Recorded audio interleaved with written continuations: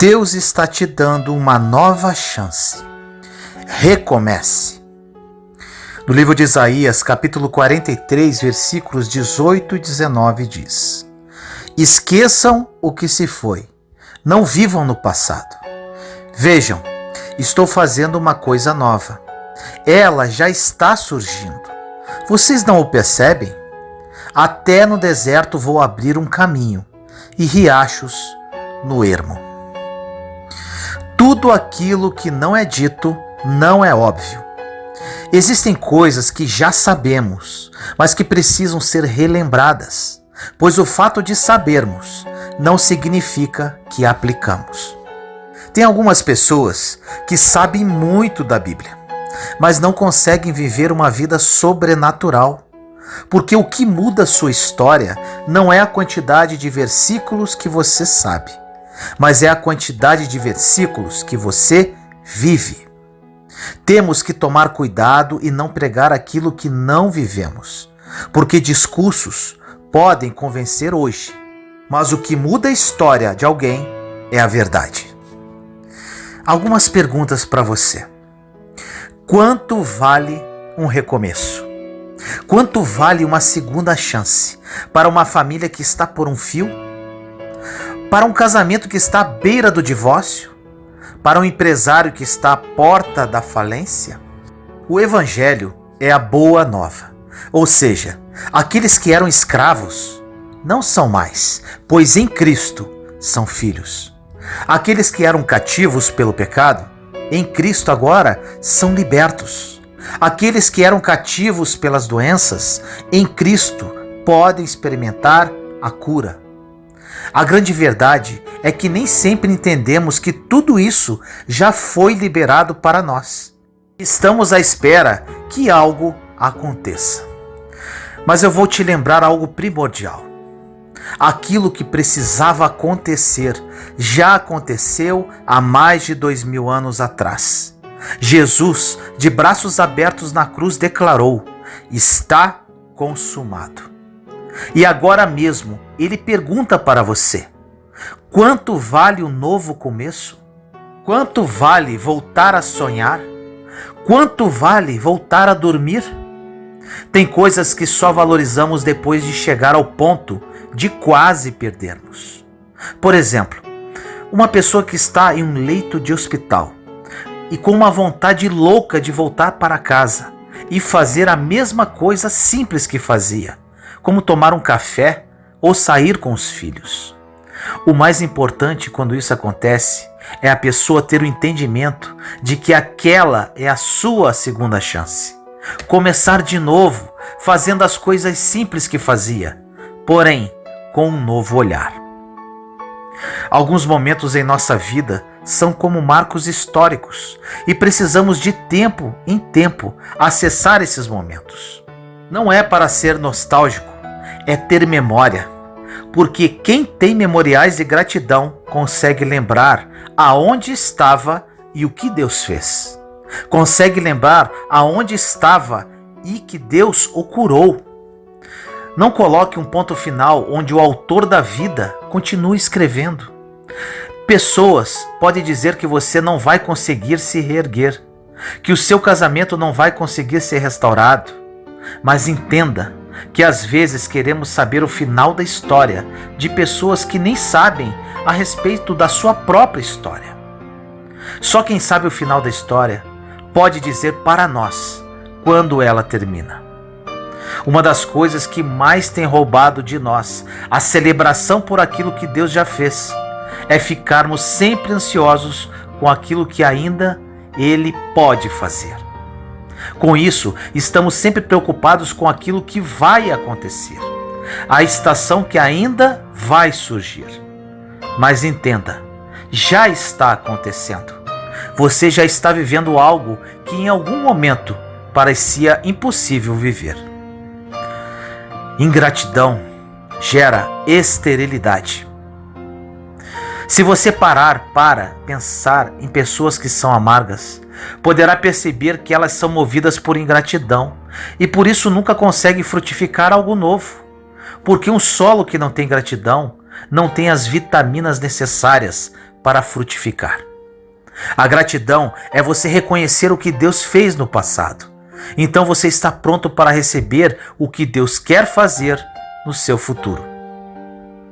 Quando Adão chega ao Éden, tudo já está estabelecido, pois Deus estabelece um ambiente antes de colocar o homem, porque Ele sempre prepara o que precisamos antes de nos colocar nessa nova estação.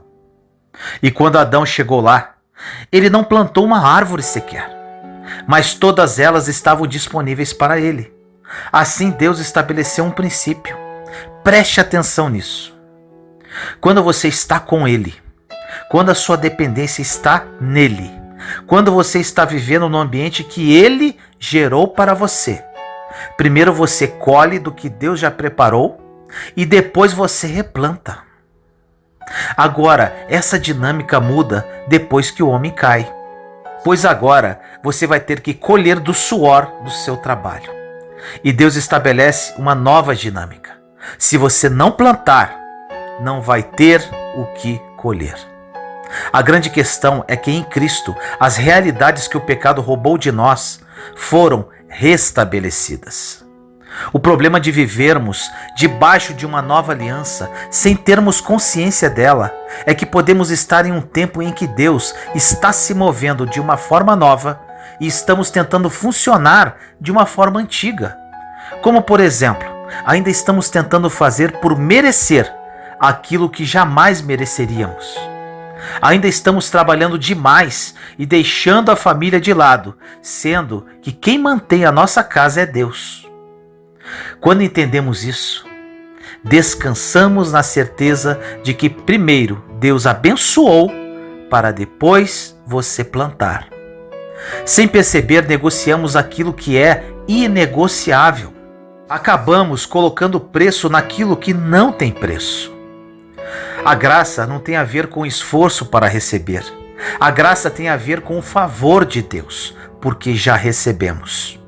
Isso se aplica na vida de uma maneira simples. É como entender que Ele é a nossa segurança, confiança, esperança, província. E se não fosse por Ele, não estaríamos de pé. A Bíblia diz que Ele é quem faz em nós e gera em nosso interior tanto o querer quanto o efetuar. Até a porção de fé que temos em Deus, é Ele quem nos dá. Precisamos ter consciência de que existe esse lugar de descanso, de confiança. Só que quanto mais lembramos do que Deus já fez, mais convicção temos das próximas estações. Essa gratidão aumenta à medida de que lembramos onde estávamos e onde estamos agora. Só se vive uma vez. Só existe uma vida para viver. O que você está fazendo com a única vida que tem? Essa mensagem pode ser a nossa última. E nós não devemos viver a partir de um medo do que pode acontecer, mas sim viver a partir de um entendimento do que já está acontecendo. Devemos contemplar as coisas como se fosse a última vez. Quando tomamos posse disso, conseguimos degustar o que Deus está fazendo. Às vezes nos encontramos tão infelizes, pois estamos com um modo comparativo ativado em nossas vidas. Esse modo deve ser desligado para que o modo contemplativo tome o seu lugar. Jesus não conhece quem faz, Ele conhece quem se tornou, porque você só consegue se tornar em um ambiente de intimidade. Para se tornar filho, você precisa sentar na mesa do pai. Ficamos escandalizados com o filho pródigo, com a falta de noção dele, quando ele pega as suas coisas e vai embora. Mas o pior é o filho que permanece, porque ele continua em uma perspectiva de auto-justificação. Você, que é pai ou mãe, entenda que o amor que você sente pelo seu filho nem chega perto do amor de Deus por você.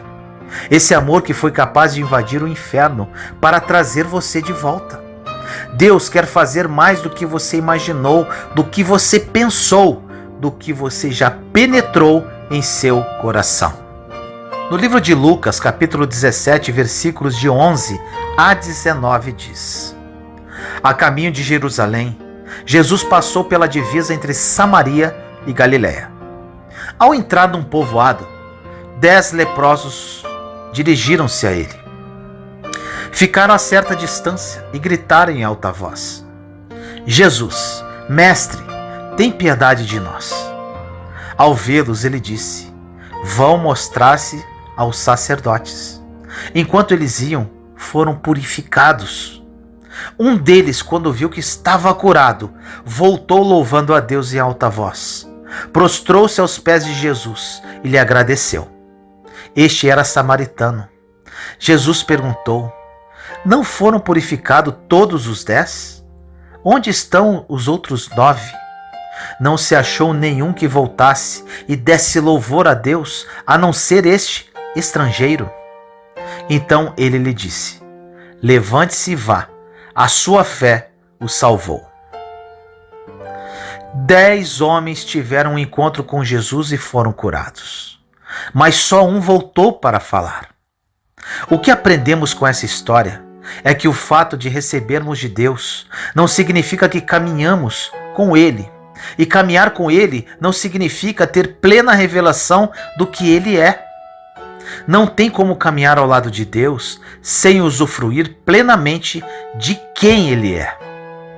Muitos estão em uma igreja e não vivem plenamente as promessas que Deus tem. Tudo aquilo que você já sonhou para você, para a sua casa, todo sonho que você tem, todo milagre que você espera, não se compara com aquilo que Deus ainda deseja fazer. Quando chegamos no limite da nossa imaginação, ainda não chegamos nem no início da imaginação de Deus. O que Deus nos deixa claro é que mesmo que se demorássemos toda a eternidade, não conseguiríamos acessar a riqueza de detalhes que Ele colocou em cada coisa que criou. Por mais que você possa desenhar o seu futuro, não se compara com os desenhos que Ele já fez para você. Como diz o pastor Tiago Brunet, às vezes nós desejamos coisas grandes, mas a nossa visão para enxergar o futuro em Deus é infantil. Não temos que tentar entender a complexidade do que Deus preparou para nós, pois você não foi chamado para entender, você foi chamado para usufruir. Então não se preocupe em como vai ser, confie em quem prometeu. Tem coisas que Deus vai fazer através de nós e em nós, que não vai fazer sentido, mas Ele nos diz para não deixar o sentido limitar aquilo que Deus pode fazer.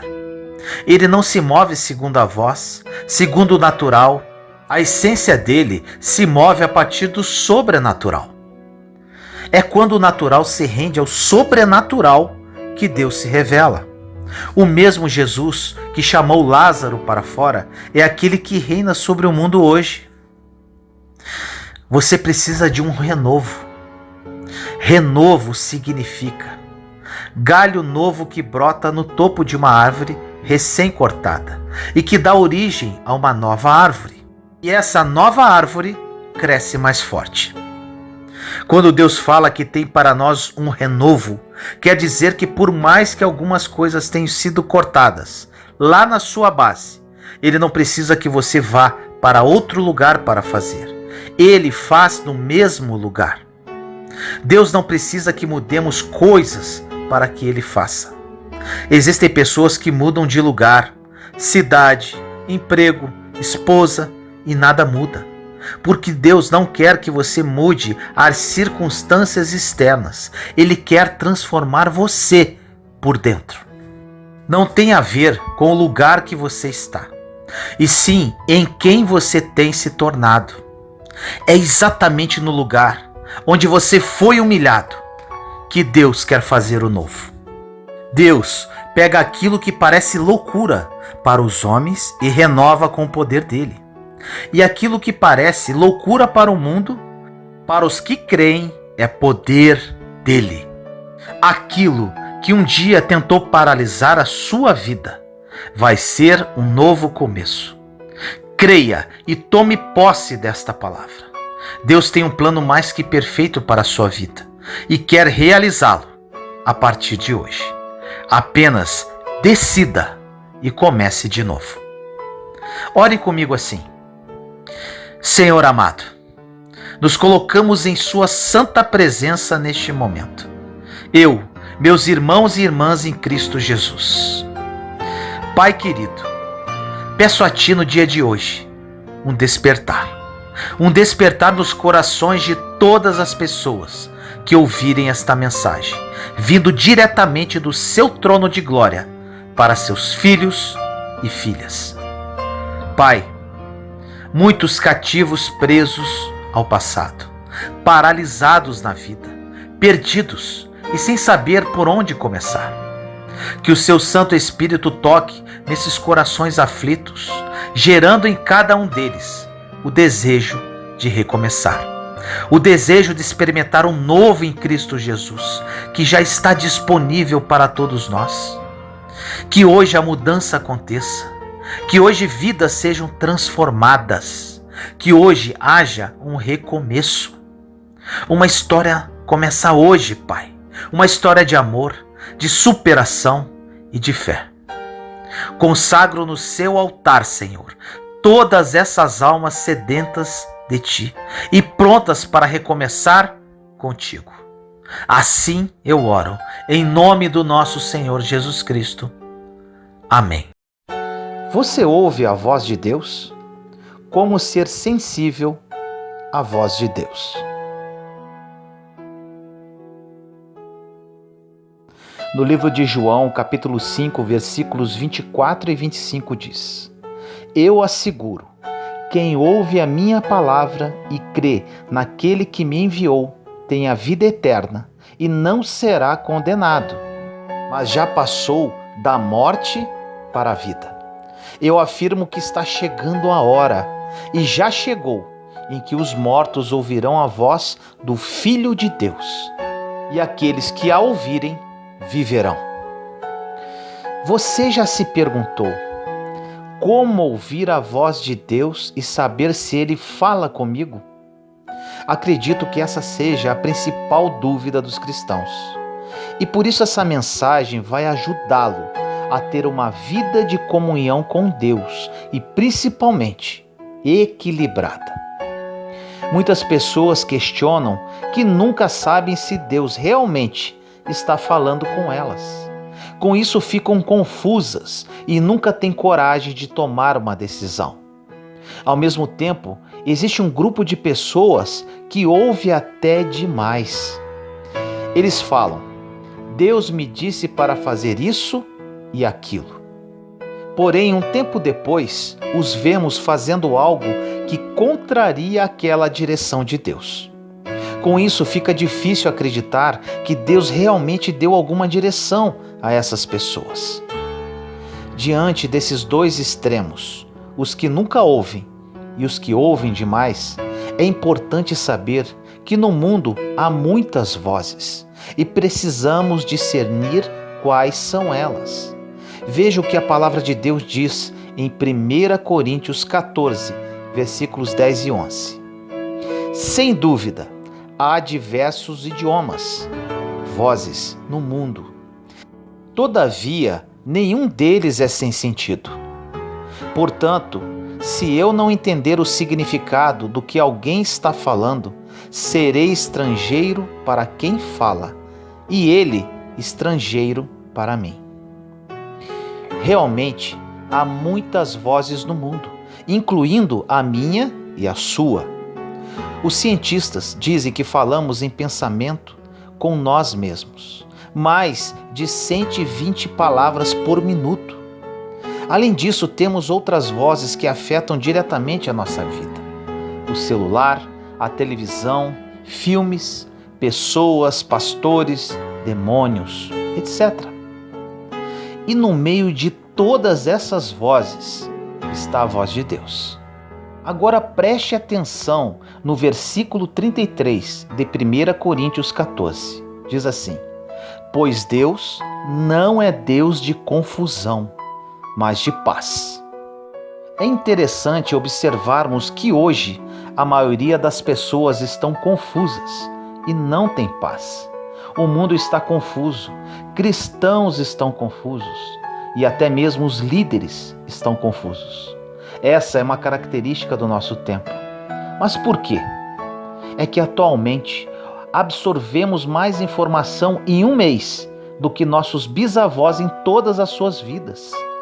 Por exemplo, se acontece uma guerra, nós sabemos. Se há terremotos, descobertas científicas, nós sabemos. Antigamente, essas mesmas coisas ocorriam, mas ninguém sabia. Ou seja, há muitas vozes falando conosco o tempo todo. E como conseguiremos ser bem-sucedidos, criar nossos filhos, descobrir o nosso chamado, sem ouvir a voz de Deus? Veja essa experiência que Elias teve com Deus em 1 Reis 19, versículos 11 a 13.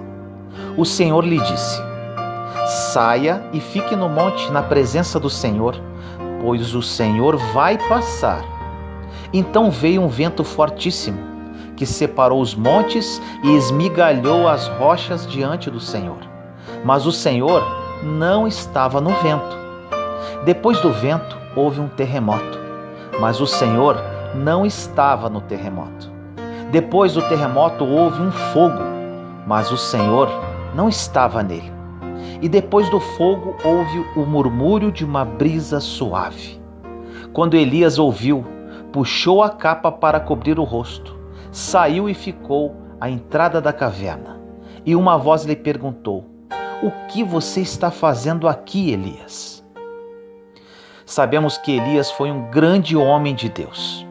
No entanto, aqui o vemos fugindo, pois estava confuso, frustrado, desencorajado e com medo. Ninguém está isento disso, nem mesmo uma pessoa íntima de Deus. Então o Senhor o chamou para fora e veio um vendaval, terremoto e fogo, mas ele não estava em nada disso. Agora imagine Elias naquele ambiente destruidor. Toda aquela situação estava demonstrando o interior dele, cheio de turbulência. Mas depois de todo aquele barulho, tudo se acalmou e Deus veio como uma brisa suave. Quando Elias encontrou a paz no seu espírito, ele escutou a voz de Deus. Esse texto nos ensina algo muito importante. Deus não compete com a confusão e é impossível escutar a voz dele se estivermos agitados em nosso interior. Diante disso, vamos falar sobre diversas maneiras que você pode ouvir a voz de Deus. Primeiramente, a voz audível. No livro de João 12, versículos 27 a 30 diz: agora meu coração está perturbado. E o que direi? Pai, salva-me desta hora. Não, eu vim exatamente para isso, para esta hora.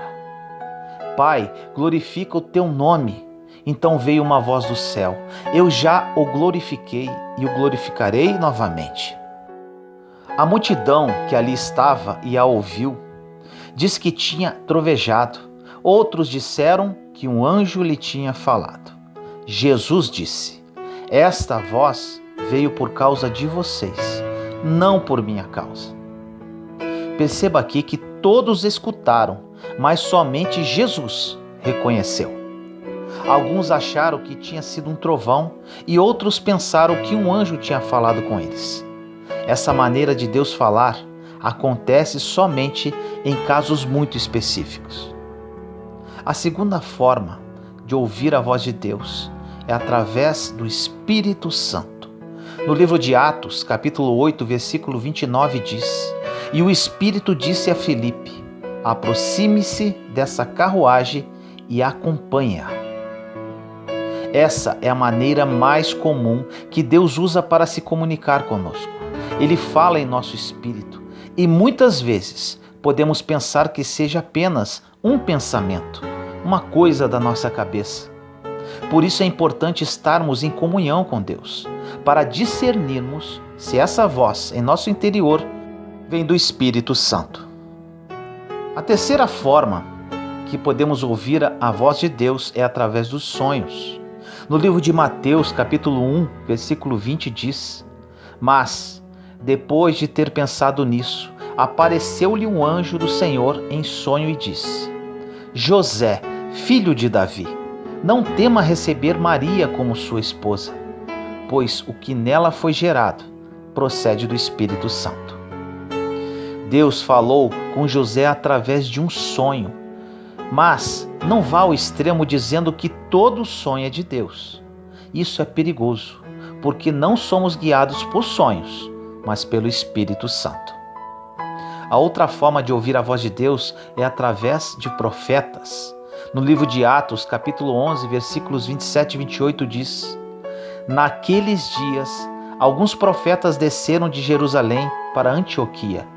Um deles, Ágabo, levantou-se e pelo Espírito predisse que uma grande fome sobreviria a todo o mundo romano, o que aconteceu durante o reinado de Cláudio.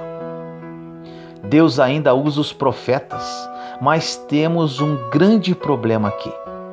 Existem diversos cristãos que correm atrás de profetas e querem ser guiados por eles em tudo. Vivem em função do que eles falam e não criam uma relação pessoal com Deus. A quinta forma de ouvir a voz de Deus é através da palavra de Deus. Em 2 Pedro, capítulo 1, versículos 18 e 19 diz: Nós mesmos ouvimos essa voz vinda do céu, quando estávamos com ele no Monte Santo. Assim temos ainda mais firme a palavra dos profetas, e vocês farão bem se a ela prestarem atenção, como a uma candeia que brilha em um lugar escuro, até que o dia clareie e a estrela da alva nasça em seus corações. Nesse texto, Pedro fala dos livros dos profetas para confirmar o momento que ele ouviu a voz audível de Deus no Monte da Transfiguração. Ou seja, nada pode conflitar com a Bíblia. Ela é a base para todas as outras formas de comunicação de Deus. Ela não pode ser contrariada. Agora, nem toda palavra da Bíblia, mesmo sendo verdade, será a verdade para você hoje. Então, tome cuidado com esse método de abrir a Bíblia em uma página e ler como se Deus estivesse falando com você. Crie o hábito de ler e meditar diariamente a palavra de Deus e seja renovado. A sexta forma de Deus falar conosco é através de pregações. No livro de Atos, capítulo 2, versículos 36 e 37 diz: Portanto, que todo Israel fique certo disto. Este Jesus, a quem vocês crucificaram, Deus o fez Senhor e Cristo. Quando ouviram isso, os seus corações ficaram aflitos e eles perguntaram a Pedro e aos outros apóstolos: Irmãos, que faremos? Nesse texto, Deus usou a pregação de Pedro e as pessoas sentiram um arrependimento profundo. Alguns são extremos por pensar que essa é a única forma de Deus falar. Outros são mais radicais ainda por pensar que Deus só pode falar com eles através dos pastores, pregadores, padres ou missionários. A sétima forma que Deus fala conosco é através de um evento sobrenatural. No livro de Atos, capítulo 7, versículos 31 e 32 diz: Vindo aquilo, ficou atônito, e aproximando-se para observar, ouviu a voz do Senhor: Eu sou o Deus dos seus antepassados, o Deus de Abraão, o Deus de Isaque e o Deus de Jacó. Moisés, tremendo de medo, não ousava olhar. Aqui lemos a respeito de Moisés e a sarça. Assim que ele foi examinar aquele evento, Deus falou com ele. Por isso, fique atento ao sobrenatural. Se você perceber que Deus está agindo, use a sua fé e peça para Ele falar com você. A oitava forma que Deus pode falar conosco é através dos anjos. No livro de Atos, capítulo 5, versículos 19 e 20 diz: Mas durante a noite, um anjo do Senhor abriu as portas do cárcere, levou-os para fora e disse: dirijam-se ao templo e relatem ao povo toda a mensagem desta vida. Há muitas experiências assim hoje, porém existe um extremo de pessoas que veem anjos em todos os lugares, quando na verdade elas se baseiam apenas em sentimentos e não em experiências reais. A nona forma de Deus falar conosco é o inesperado. Em 2 Pedro 2,16 diz: mas em sua transgressão foi repreendido por uma jumenta, um animal mudo, que falou com voz humana e refreou a insensatez do profeta. Isso significa dizer que Deus fala como quer e de um modo que muitas vezes não esperamos. Ele pode usar filmes, músicas, livros, pessoas até que não servem a Deus, entre outras. Não há limites para Deus. Mas talvez você se pergunte: como eu posso saber se a voz vem de Deus ou não? Saiba que quando Deus quer falar com você, Ele quer que você esteja confiante.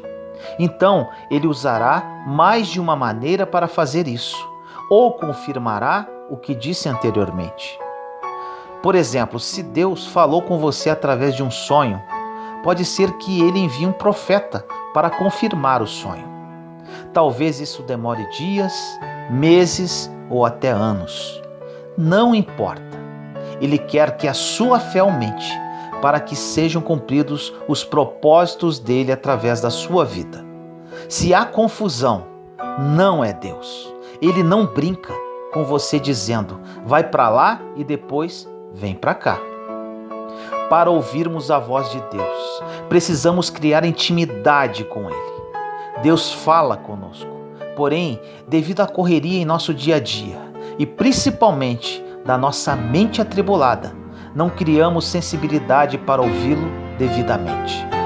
Precisamos limpar toda a sujeira entranhada em nossa mente, renovando-a à luz da palavra de Deus, e com isso, ter ouvidos para ouvir as maravilhas que Ele tem para nos dizer. Ore comigo assim: Senhor amado, nos colocamos em Sua santa presença neste momento, eu, meus irmãos e irmãs em Cristo Jesus. Pai, no dia de hoje peço a Ti que ilumine mente e corações. Muitos de Seus filhos e filhas que oram comigo neste momento desejam ouvir a Sua voz. Ainda, outros acham que estão ouvindo-a, porém estão ouvindo aos seus próprios sentimentos. Senhor, que eles criem a consciência que para adquirir essa sensibilidade, precisam criar intimidade contigo. Ilumina-os neste momento, Pai, através da Sua graça e misericórdia, que a partir de hoje suas vidas sejam transformadas e que a sede de Ti aumente para que eles o busquem com todas as forças e entendimento. Assim nós oramos, em nome do nosso Senhor Jesus Cristo. Amém.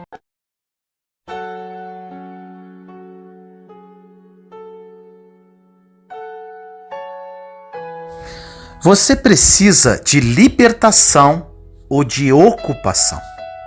Essa mensagem é um despertar para a sua vida. No livro de Mateus, capítulo 12, versículos 43 a 45 diz: quando um espírito imundo sai de um homem, passa por lugares áridos, procurando descanso e não encontra, e diz: voltarei para a casa de onde saí. Chegando, encontra a casa desocupada, varrida e em ordem. Então vai e traz consigo outros 7 espíritos piores do que ele, e entrando passam a viver ali. E o estado final daquele homem torna-se pior do que o primeiro. Um dos maiores perigos que temos vivido sem perceber é falarmos a respeito de libertação, mas não entendermos a necessidade de ocupação. Tão importante quanto a libertação do que nos prendia, tão importante quanto a liberdade com relação àquilo que nos paralisava quando temos novos pensamentos e entendimentos, Tão importante quanto rejeitarmos aquilo que era a nossa história até Jesus entrar nela, tão importante quanto tudo isso que falamos é entendermos hoje que depois que somos esvaziados do pecado, algo agora precisa ser preenchido em nós. A palavra de Deus no início da mensagem é muito poderosa. Ou seja, quando uma casa desocupada é varrida e colocada em ordem, aos nossos olhos está tudo bem. E quando achamos que está tudo bem, corremos um grande perigo e acabamos paralisando a nossa jornada de fé. Precisamos entender que quando focamos para transformar a nossa vida exterior, com relação à nossa estética, dinheiro, vida sentimental, enfim, nas coisas deste mundo, acabamos esquecendo que aquilo que é externo não se compara com aquilo que Deus deseja fazer dentro de nós. Aquilo que o Evangelho tem para nós não tem a ver com Cristo nos fazer parecidos com cristãos. Tem a ver com Cristo nos tornar parecidos com Ele. A palavra nos diz que não tem a ver só com desocupar aquilo que te preenchia. Tem a ver agora com uma nova realidade de preencher você a partir de hoje. Não tem a ver só com abrirmos mão do pecado. Tem a ver, sabe com o quê? De sermos cheios da novidade de vida que só existe em Jesus. Não tem a ver com o discurso, eu pecava, não peco mais, eu fazia, mas não faço mais. A Bíblia diz que o nosso testemunho não vai ser construído a partir daquilo que não nos tornamos, não fazemos, mas a partir daquilo que agora, junto com Ele, você constrói. Tão importante quanto desocuparmos aquilo que nos preenchia é entendermos que agora algo novo precisa ser colocado em nós. É por isso que tudo aquilo que Jesus faz a partir da igreja, Ele faz depois que a igreja é revestida de poder. Revestimento fala a respeito de algo que já estava revestido, mas agora recebeu uma nova cobertura. Portanto, não dá para desejar os frutos do Espírito sem ter nascido do Espírito. Não dá para desejar viver promessas de Deus sem ter nascido de Deus. Não tem como desejar cumprir o chamado de Deus sem ter sido chamado por Ele. Não dá para desejar fazer aquilo que é espiritual sem ter nascido do Espírito. Então, a palavra nos diz que se não nascermos novamente, não conseguiremos ver e acessar o reino de Deus. Também não tem a ver com a porção que vai ser derramada em nós, mas só é possível revestir algo que já foi revestido, ou seja, só é possível receber poder quando antes você recebe uma nova natureza. Só conseguimos experimentar a paz que excede todo o entendimento quando começamos a escolher aquilo que vamos ser revestidos. E só conseguimos confiar nesse revestimento quando temos convicção do preenchimento.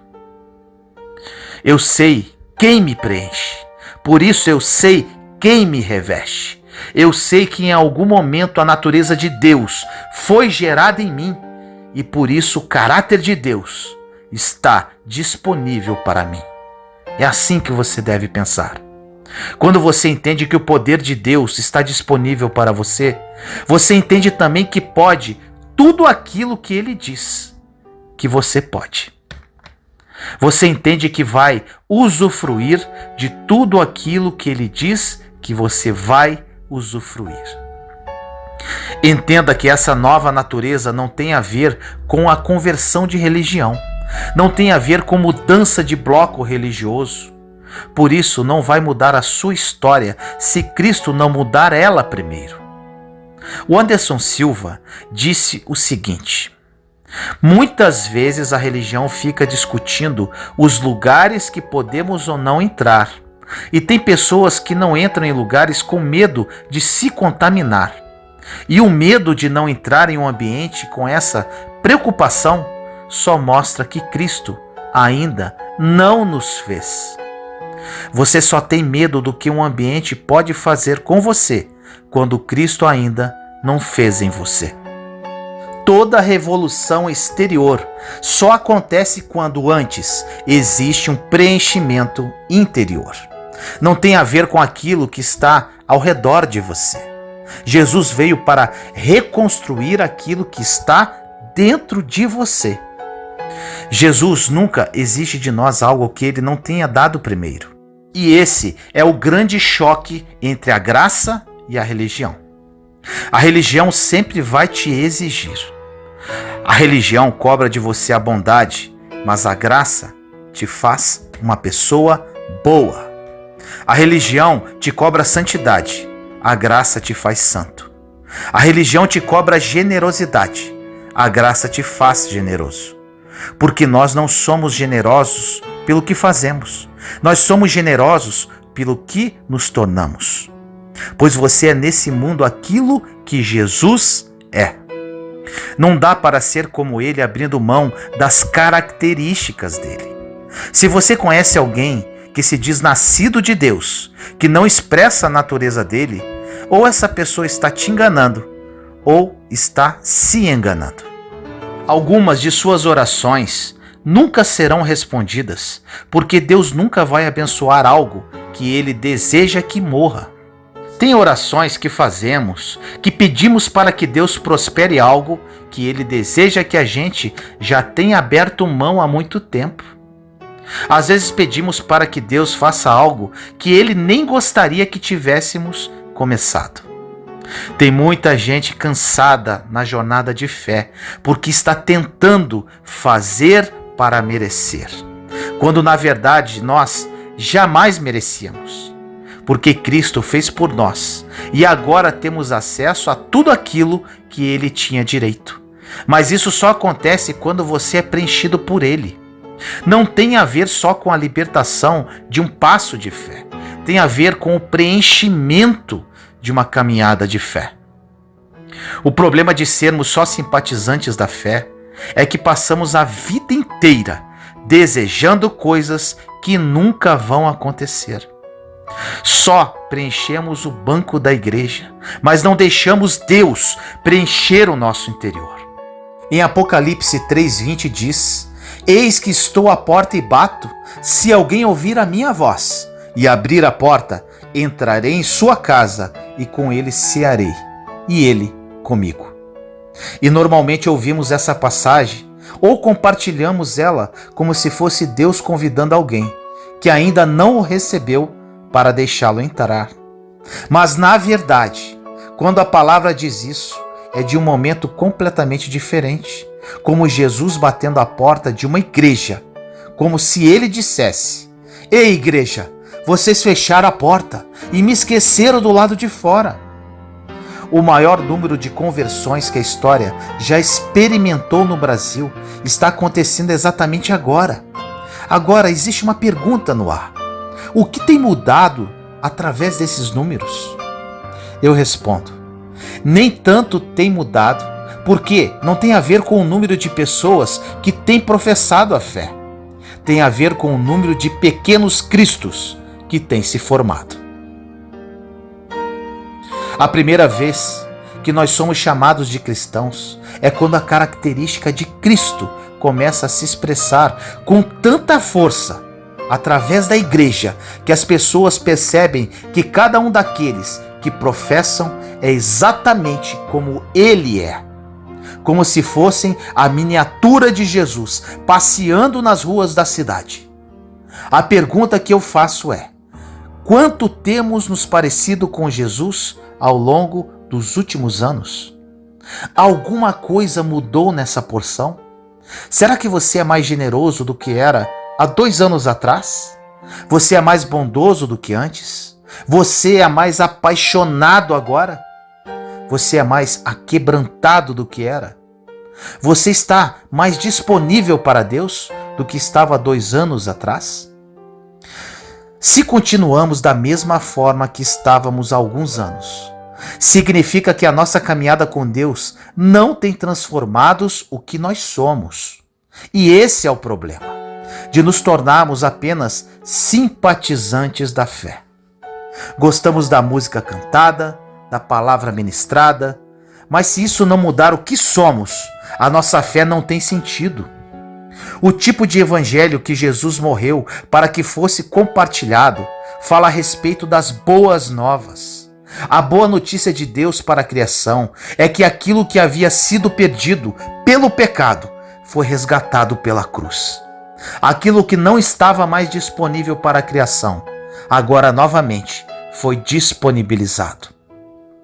Um avivamento sobrenatural vai acontecer, mas são necessários 4 pilares: adoração, oração, palavra e jejum.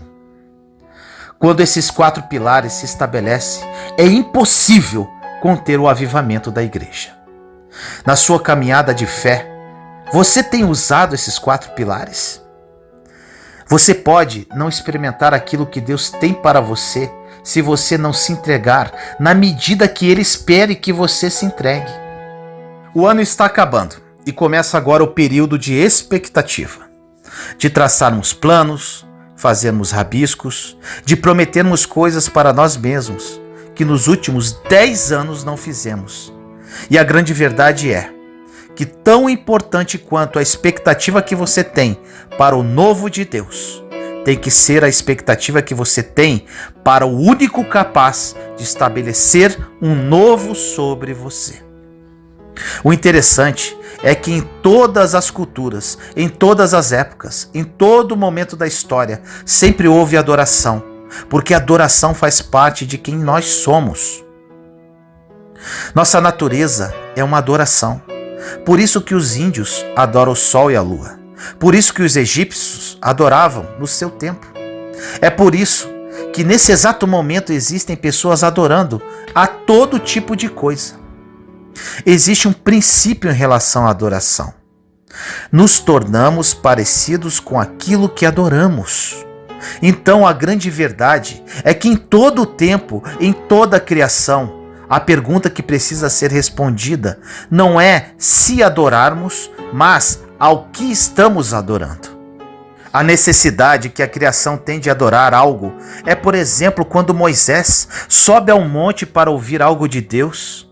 Ele fica alguns momentos lá e já é o suficiente para que o povo produza para si algo passivo de ser adorado. É simples, às vezes sem perceber, estamos esvaziando o trono de Deus e colocando outros deuses no seu lugar. Em grande parte, o nosso conforto tem roubado de nós o desejo pelo nosso propósito. Você está confortável demais a ponto de querer queimar com Jesus. Você está suprido demais a ponto de querer desejar Jesus. Você está bem demais a ponto de procurar Ele. Mas uma notícia que te dou é: Jesus não é um remédio na prateleira que buscamos quando estamos doentes. Ele não é um dos empréstimos do banco que buscamos socorro quando estamos em crise. Jesus não é um terapeuta familiar que chamamos para dentro de casa só quando o casamento está no fim. Ele não é uma psicóloga infantil que pedimos ajuda para criar os nossos filhos, quando negligenciamos por anos o sacerdócio. Jesus não é a nossa última opção. Ele precisa ser a primeira delas. Quando negligenciamos todos esses pilares ao longo de toda a nossa jornada de fé, nos assustamos com o rumo que algumas coisas estão tomando. A grande verdade é que de repente leva muito tempo para acontecer. Se você quer viver o que vivia, esteja disponível como você estava. Queima como você queimava, pois não faz sentido estarmos no corpo sem desejar queimar por ele. Algumas áreas de sua vida estão dormentes, mas Jesus te diz hoje que não morreu naquela cruz para você experimentar em partes o que ele liberou para você. Aqueles que estão nele vão experimentar plenamente aquilo que nele habita toda a vida. Toda a característica disponível no caráter de Deus continua disponível para nós hoje. um povo que prospera, um povo que é santo, assim como ele é santo, um povo que não se intimida com as retaliações, um povo que não se justifica. Existe um poder tão grande que até mesmo no silêncio, quando precisamos nos justificar, nos calamos e Deus compra a nossa briga. Sabe por quê? Porque existe decisão. O evangelho só acontece quando existe decisão. Porque você só vai viver o novo quando você cortar fora aquilo que te impedia de fluir. Quando ouvir conselhos, ouça de alguém que está em lugares que você ainda não chegou. Porque uma das coisas que mais fazemos quando não sabemos nada, mas achamos que já sabemos tudo, é nos cercar de pessoas que não sabem nada também, mas acham que sabem onde estão indo. Se você quer saber quem você é, não se preocupe em ouvir de quem está do seu lado, mas ouça daquele que já fala dentro de você, pois você é quem ele diz que você é. Você pode aquilo que ele diz que você pode.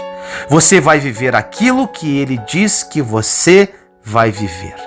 E cada uma dessas características já estão impressas dentro de você. Você é esperto. Existem milhões de mais espertos que você. Você é bonita. Existem várias mais bonitas que você. Você é bom. Existem milhares melhores que você. Então o seu real valor está na sua especificidade. Pois podem existir pessoas melhores que você, mas não existe ninguém como você. É por isso que identidade gera autoridade. Se você conhece a sua especificidade, de sua personalidade, da sua característica, da sua unção, da linguagem que você carrega, acontece algo incrível. Você não vai desejar ser mais ninguém além de quem você já é. Os ambientes que você frequenta só podem te afetar quando Cristo não te fez. O entendimento de quem você é faz com que a comparação não tenha sentido algum. Quando você ocupa o seu espaço na criação, não tem espaço para nenhuma outra coisa além da identidade de Cristo que já imprime você. Porque quando você começa a se comparar com o outro, é como se você estivesse dizendo para Deus assim: Deus, no seu lugar, eu teria feito melhor. A grande verdade é que precisamos nos despir de quem nos tornamos para experimentar quem Deus sempre quis que fôssemos. Sabe qual é o problema quando você está saciado de qualquer coisa e não daquilo que você precisa? É que quando aquilo que realmente te alimenta estiver disponível, você vai achar que já está satisfeito e não precisa de mais nada. Os sonhos que você tem, os projetos, aquilo que você carrega, pode ter sido gerado de você ou pode ter sido gerado de Deus. Você que escolhe. Se você quer se encher das promessas dos céus, então rejeita toda a palavra e proposta que não veio de lá. Se você quer se encher dos sonhos de Deus, então rejeita todo o sonho que não veio dele. A forma de estarmos completamente imunes das propostas do inferno é quando estamos completamente cheios das promessas dos céus. É importante retermos dentro de nós as promessas que Deus fez, porque quando trazemos à memória aquilo que nos dá esperança, não entramos em crise com aquilo que é desconhecido. É importante lembrarmos o tempo inteiro quem somos, porque quando você sabe quem você é, aquilo que se levanta contra você não te intimida mais. Como vencer o medo? Muda a alimentação dos seus pensamentos, porque o medo se alimenta da dúvida. Agora, a convicção se alimenta da certeza, e a única certeza que temos é das promessas que Deus fez. Então, sempre lembre das promessas. Se você quer saber o seu propósito, olhe para Jesus. Você vai dar continuidade ao que ele fez aqui, ao que ele começou na cruz. O púlpito onde Jesus pregou o amor foi em uma cruz. O púlpito onde a verdade saiu do campo das ideias e invadiu a história foi em uma cruz. O púlpito onde aquele que dizia que era o caminho, a verdade e a vida e demonstrou que era o Messias foi em uma cruz. A Bíblia diz que quando ele foi crucificado e entregou o seu espírito, o véu do templo se rasgou e não existe mais separação entre Deus e a criação. Não existe mais condenação para aqueles que estão em Cristo, porque naquele púlpito Jesus pregou o amor. Se pudéssemos traduzir o que Jesus fez naquela cruz, é quase como se fosse o voto de um casamento. É como se Jesus, naquela cruz de braços abertos, completamente humilhado, completamente nu, completamente sem base de segurança, completamente exposto, vulnerável. É como se ele falasse: eu prometo amar você todos os dias que você existir. Eu prometo encher você da minha vida a partir do momento que você me aceitar. Eu prometo preencher todo o seu vazio. Eu prometo ser o colo que você precisa nos momentos de dúvida. Eu prometo cuidar de cada passo seu e firmá-los quando você achar que não vai dar mais. Eu prometo cessar toda a tempestade que se levantar ao seu redor e toda a tempestade que for gerada dentro de você. Eu prometo te amar de tal forma que o inferno não vai me poupar de você, não vai me livrar de você. Eu prometo infinitamente expressar o meu amor através da criação. Eu prometo te amar de tal forma que absolutamente nada foi capaz de me separar de você. Eu prometo que o que aconteceu até aqui e aquilo que está por vir não vai nos separar. Mais uma coisa que Jesus nos diz é: eu vou invadir o inferno, envergonhar tudo aquilo que tentou roubar você de mim. Mas não esquece, eu prometo ao terceiro dia voltar. E quando eu voltar, aquele que achava que teria me roubado de você vai ser como um espetáculo público diante de toda a criação, para que todos possam ver que o meu amor por você é infinitamente maior do que tudo que se levanta ao seu redor.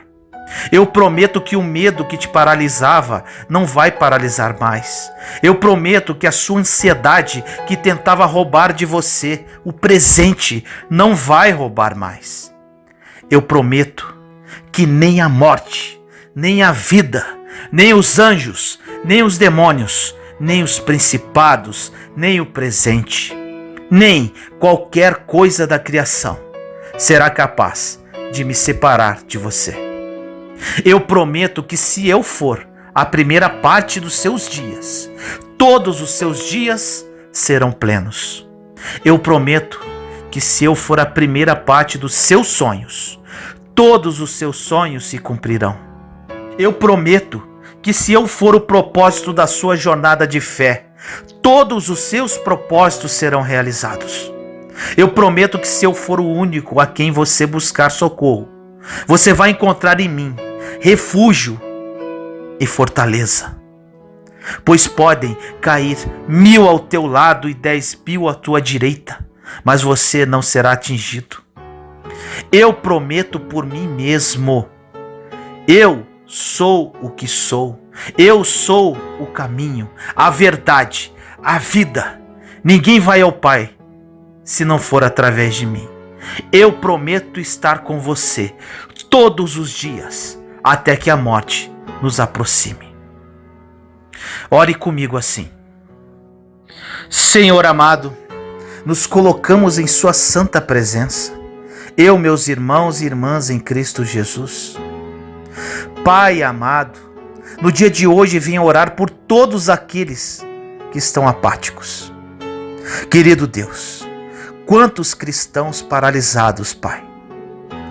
Quantos que apenas ocupam um banco na igreja e nunca viveram seus sonhos, Senhor. Não vivem a vida que Jesus morreu por nós. Não o conhecem em espírito e verdade. Estão paralisados. Pararam no tempo e no espaço. Que essa mensagem, Pai, seja um despertar na vida de cada um deles. Que a partir de hoje eles acordem e vivam o melhor de Deus em suas vidas. Que eles sejam extensão do Filho para glorificar o Pai. Hoje é o dia do despertar, Pai. Que o Espírito Santo toque essas vidas, transforme realidades e desperte corações. Assim nós oramos em nome do nosso Senhor Jesus Cristo. Amém. Feridas que curam. Suas feridas serão suas credenciais. No livro de Salmos 147:3 diz: só Ele cura os de coração quebrantado e cuida das suas feridas. Ninguém gosta de ser ferido. As pessoas amam os beijos, os abraços, os elogios. Nós gostamos de muitas coisas que nos proporcionam qualquer sentimento ligado ao prazer, à segurança e ao bem-estar. Mas odiamos profundamente sermos feridos. Só que na vida, nós somos mais feridos do que levantados, elogiados e amados. É mais fácil alguém te destratar em uma fila de restaurante do que alguém te abraçar e dizer que você é bem-vindo, até mesmo entre os familiares. É muito mais fácil alguém fofocar o teu nome e te ferir por causa de alguma situação passada do que simplesmente deixar o seu passado para trás e te dar força para construir uma nova história. O ser humano não sabe lidar com as feridas, mas as feridas são inevitáveis, você querendo ou não querendo. Elas vão chegar. Afinal de contas, a vida que Deus nos permitiu viver na Terra e aquilo que Ele planeja para nós enquanto estamos aqui não tem a ver com aquilo que queremos, mas com aquilo que precisamos. Deus sabe o que você precisa. Acredite nisso. Não são nos dias ensolarados da vida que crescemos. São nos dias difíceis. Deus sabe o que você precisa, por mais que você não goste das feridas. As feridas, por incrível que pareça, nos amadurecem, nos trazem experiências. As feridas, principalmente depois de superadas e cicatrizadas, nos ensinam.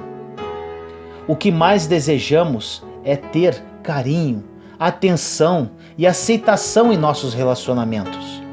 Porém, por muitas vezes, as pessoas que procuramos todo esse carinho, atenção e aceitação são justamente as pessoas que nos ferem. Agora preste atenção. Tudo o que você está vivendo hoje, não pense que isso não vem de Deus, pois Ele sabe o que você precisa para amadurecer, para crescer. São nos piores momentos da nossa vida que nós descobrimos quem somos. Deus não precisa te colocar em uma dificuldade para descobrir quem você é, porque Ele te conhece desde que você estava no ventre de sua mãe. Quando Deus permite que uma ferida chegue na sua vida, é para que você descubra quem você é realmente, porque ninguém continua o mesmo depois de ser ferido. A ferida vai mudar alguma coisa em você. E como as mudanças vêm de Deus para a sua vida, Ele permite que elas cheguem, por mais que você não queira. É no meio das lutas, é no meio das dificuldades que você começa a descobrir a força que tinha, o Deus que servia, a provisão dele para a sua vida, o filho de quem você é, o poder que está em você. Existem pessoas que, se passassem por aquilo que você já passou na vida, já teria morrido, mas você ainda está de pé. Deus está mostrando quem você é. O meu deserto foi muito pesado, muito difícil, porém hoje agradeço por tudo que aconteceu.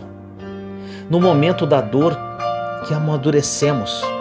No momento que eu estava desesperado, sofrendo um adultério, falido financeiramente, olhando para o poste de energia, esperando a empresa de energia cortar a luz, vivendo à custa de cesta básica e com uma filha querendo cometer suicídio. Foi aí que aprendi, nessa dor, nesse momento obscuro da minha vida. Foi aí o teste, a prova. Foram nesses momentos que Deus me ensinou muita coisa. Foram muitas feridas, mas hoje aquelas feridas se transformaram em cicatrizes da luta. As pessoas hoje me seguem, não pelo que eu sou, mas sim pelo que superei, pelas dores que passei, pelas feridas que viraram cicatrizes. As pessoas te seguem porque, ainda que você tenha passado pelo vale da sombra da morte, você ainda continua de pé. As pessoas vão te seguir porque, apesar das feridas, como a perda de um ente querido, como o dinheiro que não caiu na conta, como o desemprego, como a injustiça, apesar disso tudo, você permanece de pé. As pessoas seguem quem permanece de pé, apesar das feridas. No livro de Provérbios, capítulo 27, versículo 6 diz: leais são as feridas feitas pelo amigo, mas os beijos do inimigo são enganosos. Essa passagem é bem interessante. Repare que o inimigo dá o que você quer, Deus dá o que você precisa. Um grande exemplo da Bíblia que podemos citar é Jacó. Em Gênesis 32, versículos 24 a 28 diz: e vendo este que não prevalecia contra ele, tocou a juntura de sua coxa, e se deslocou a juntura da coxa de Jacó, lutando com ele. E disse: deixa-me ir, porque já a alva subiu. Porque ele disse: não te deixarei ir, se não me abençoares. E disse-lhe: qual é o teu nome? E ele disse: Jacó. Então disse: não te chamarás mais Jacó, mas Israel, pois como príncipe lutaste com Deus e com os homens, e prevaleceste. Nunca mais reclame quando Deus te deixar sozinho por um tempo, porque todo mundo que Ele quer promover, Ele testa no secreto e sozinho primeiramente. Deus não te abandonou, pois Ele não abandona filho, mas a solidão atrai um tipo de guerra que você vai ter que lutar para descobrir quem você realmente é. Jacó lutou com todas as suas forças com o anjo, mesmo sendo ferido em sua coxa. Ele continuou. Perceba que o novo nome que foi dado a Jacó foi pela forma que ele lutou. Ele recebeu o nome de Israel, que significa príncipe de Deus. Tiramos um grande ensinamento aqui. Grave isso. A sua próxima fase vai ser de acordo de como você lutou. Sem a luta que trouxe a ferida, Jacó não passaria para a próxima fase. Deus permite que você passe por uma situação de dificuldade para aprender antes que os homens te ferissem, porque fiéis são as feridas feitas por um amigo. Se os homens te ferissem antes de Deus, talvez você não se levantaria mais. Naquela luta com o anjo, Jacó foi ferido para passar para o próximo nível. As feridas são credenciais para provar o que você superou na vida. Elas possuem 3 razões principais. A primeira, as feridas te dão autoridade. Quando passamos por uma situação muito difícil em nossa vida e a superamos, viramos autoridade com relação a isso. Quando você pedir conselhos com relação a determinado assunto, antes verifique o que aquele conselheiro passou na vida, quais os problemas que superou, quais as feridas que venceu, quais as cicatrizes que ele tem para mostrar. Essas são as credenciais de autoridade. As cicatrizes porque se não forem cicatrizes, são feridas ainda não curadas e abertas. E com isso esta pessoa não tem autoridade para falar com propriedade sobre aquele assunto determinado. Segundo, as feridas aceleram processos. Quando Deus permite que você enfrente uma situação difícil, automaticamente o bálsamo já está preparado para te curar também. Depois que você tiver autoridade, os processos serão mais rápidos. Existem casamentos que demoram 20 anos para entrar em ordem. Outros demoram 6 meses. Tem pessoas que demoram 10 anos para prosperar financeiramente, mas tem outras que prosperam em 2 anos. Os processos são diferentes, porque alguns evitaram a ferida e outros superaram as feridas que vieram. 3. As feridas mostram para o mundo quem você é. Não pregamos sobre Jesus hoje pela festa que fizeram quando ele entrou em Jerusalém no burrinho, mas pelas feridas que ficaram em suas mãos.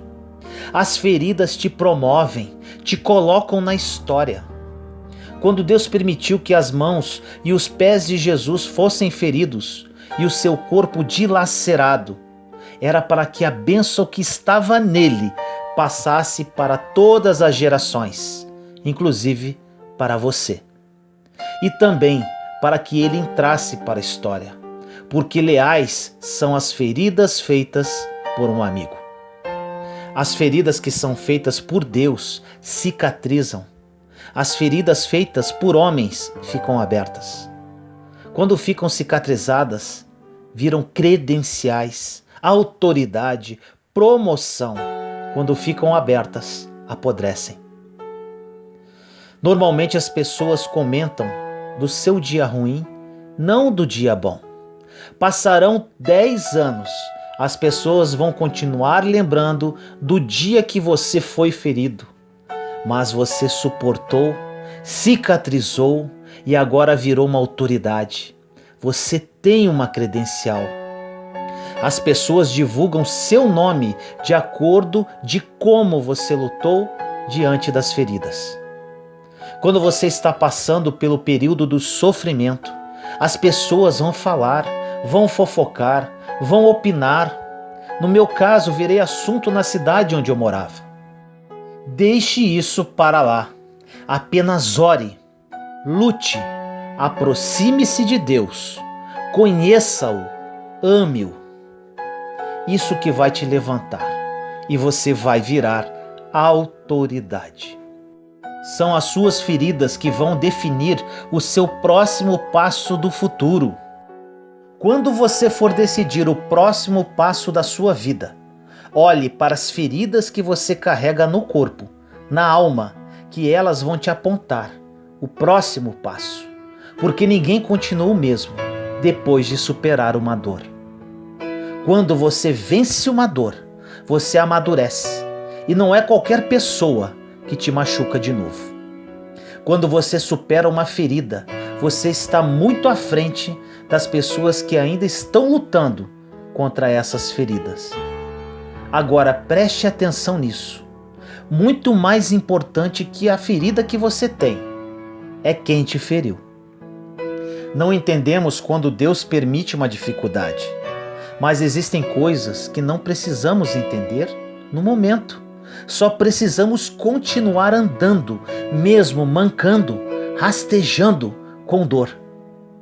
Jacó foi ferido, assim como você pode ter sido ferido nas emoções, nas finanças, na família, na vida ministerial, mas não existe ferida que não cicatriza. Existem pessoas que estão no meio da ferida e estão revidando, discutindo, murmurando, reclamando.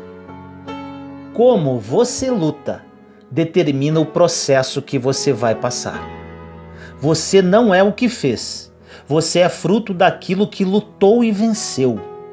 As feridas que Deus permitiu que te ferissem é para matar o Jacó que existe dentro de você e trazer Israel.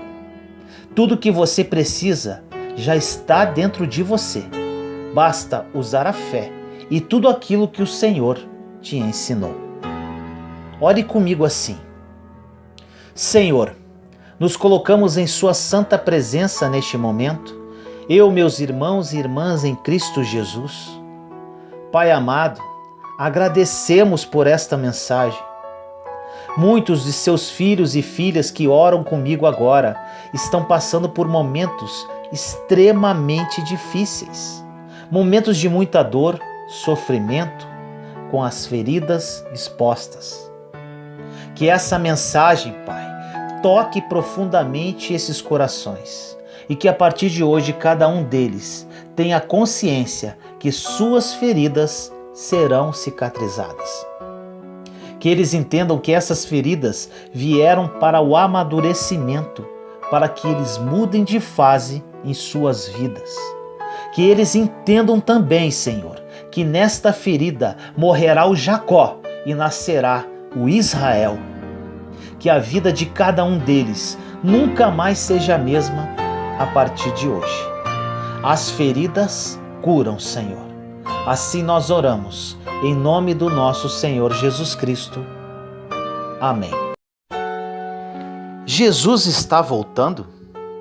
O que você sabe sobre a volta de Jesus? No livro de Mateus, capítulo 24, versículo 44 diz: Assim também vocês precisam estar preparados, porque o Filho do Homem virá numa hora em que vocês menos esperam. Meu querido irmão e irmã, preste muita atenção nessa mensagem, pois com certeza ela poderá ser um divisor de águas na sua vida cristã. Tudo na palavra de Deus mostra que Jesus está voltando para arrebatar os seus escolhidos.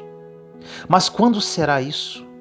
O que ainda precisa acontecer para que Jesus volte? Essas perguntas têm respostas simples na Bíblia, mas se tornaram complicadas e confusas por causa de falsas profecias e doutrinas. Então, para que não haja mais qualquer tipo de dúvida a respeito da volta de Jesus e principalmente para que você esteja preparado para quando esse dia chegar, vamos falar sobre 7 sinais de que Jesus está voltando. O primeiro sinal: guerras e conflitos. No livro de Lucas, capítulo 21, versículos 9 e 10 diz: Quando ouvirem falar de guerras e rebeliões, não tenham medo. É necessário que primeiro aconteçam essas coisas, mas o fim não virá imediatamente. Então lhes disse: nação se levantará contra nação e reino contra reino. Você já parou para pensar no número de guerras entre países que aconteceram e ainda acontece pelo mundo nos últimos 100 anos? São mais de 80 grandes conflitos que trouxeram uma terrível destruição. Sem falar dos massacres causados pelo fanatismo religioso, pela guerra do tráfico de drogas e muitas outras. O segundo sinal: catástrofes naturais. No livro de Lucas, capítulo 21, versículo 11 diz: haverá grandes terremotos, fomes e pestes em vários lugares, e acontecimentos terríveis e grandes sinais provenientes do céu. Tsunamis, furacões, terremotos, vulcões em erupção, fome e pestes em vários lugares. Você pode até pensar, mas isso tudo sempre aconteceu. Sim, mas estudos comprovam que o número desses acontecimentos foi muito maior no século XX do que em qualquer outro século. E a tendência é que essas catástrofes sejam ainda maiores no século XXI. Coincidência? Ou é porque Jesus está voltando em breve? O terceiro sinal: aumento do pecado. No livro de Mateus, capítulo 24, versículo 12 diz: devido ao aumento da maldade, o amor de muitos esfriará. O pecado tem se multiplicado de forma tão assustadora e se tornou algo tão comum que mal percebemos a sua presença entre nós. É óbvio que o pecado existe desde que Adão e Eva desobedeceram a Deus, mas sua influência entre os homens é cada dia maior e mais devastadora. Hoje há o excesso de pornografia, adultério, fornicação, corrupção, violência. E o pior disso tudo é que vivemos em uma sociedade que divulga essas práticas como algo normal. Se tornou uma verdadeira apologia ao mal. Mulheres de renome agora se gabam de suas fotos pornográficas e homossexuais se sentem ofendidos e nos rotulam de homofóbicos quando dizemos que Deus reprova esta prática.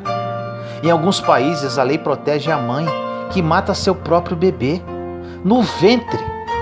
E os usuários de drogas, que antes viviam escondidos pelos becos, agora marcham pelas suas ruas reivindicando os seus direitos. A sensualidade, que antes era vista como obra da carne, agora se tornou a maior virtude de uma mulher.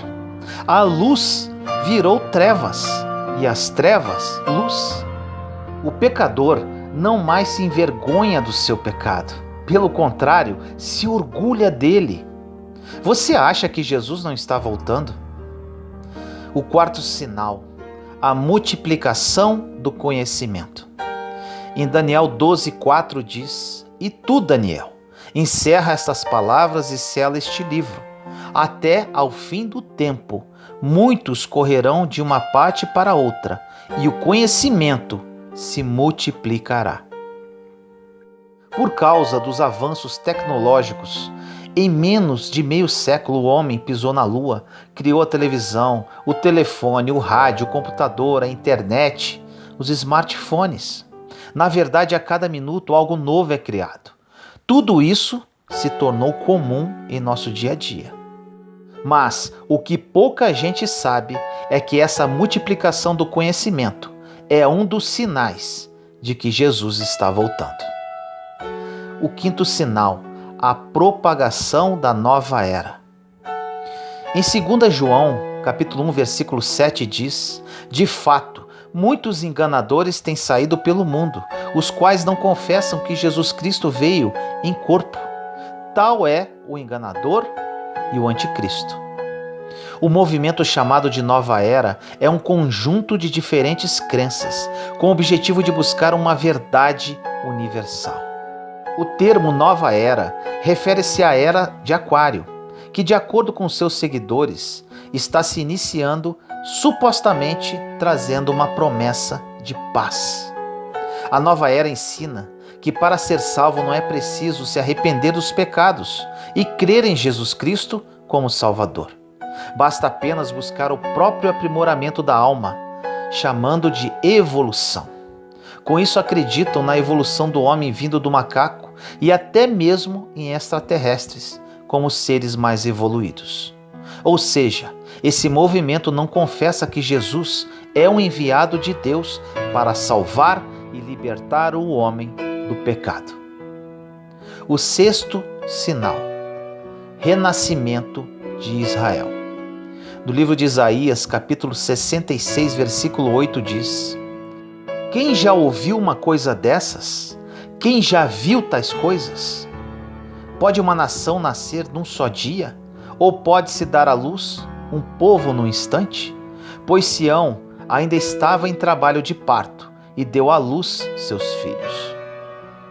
Jesus veio ao mundo como descendente de Davi e seria o Messias de Israel. Mas os judeus o rejeitaram e no ano 70 depois de Cristo foram expulsos da Judéia e dispersos pelo mundo.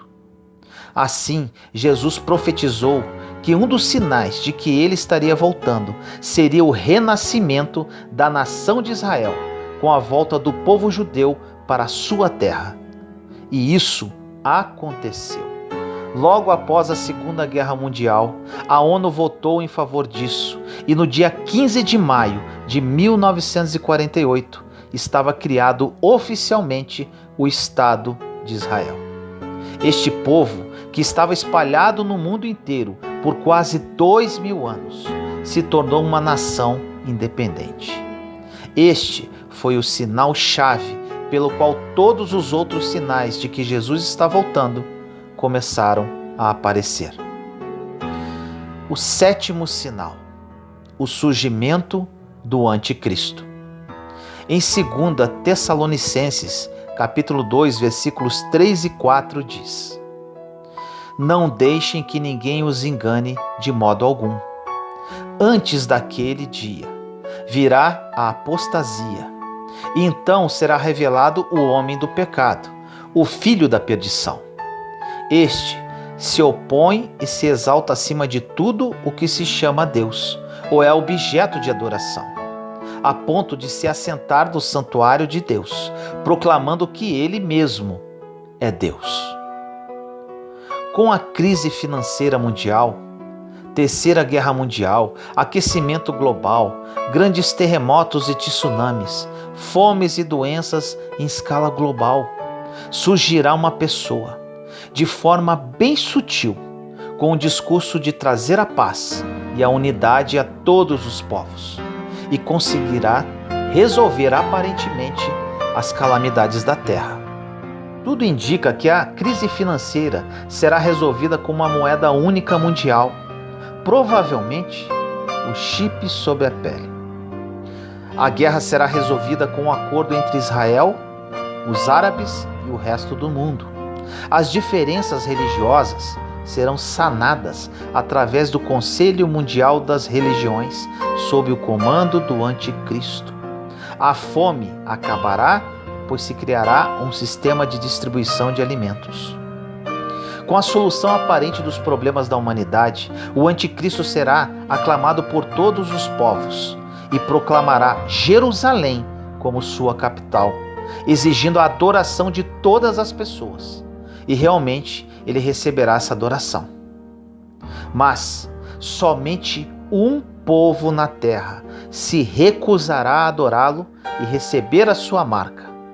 Trata-se da Igreja de Cristo, composta dos verdadeiros cristãos e dos judeus messiânicos, que creem em Jesus como Salvador. Contra esses, o Anticristo descarregará a sua fúria, que se manifestará na grande tribulação dos cristãos. Agora, eu falo com muita seriedade a todos vocês que ouvem essa mensagem.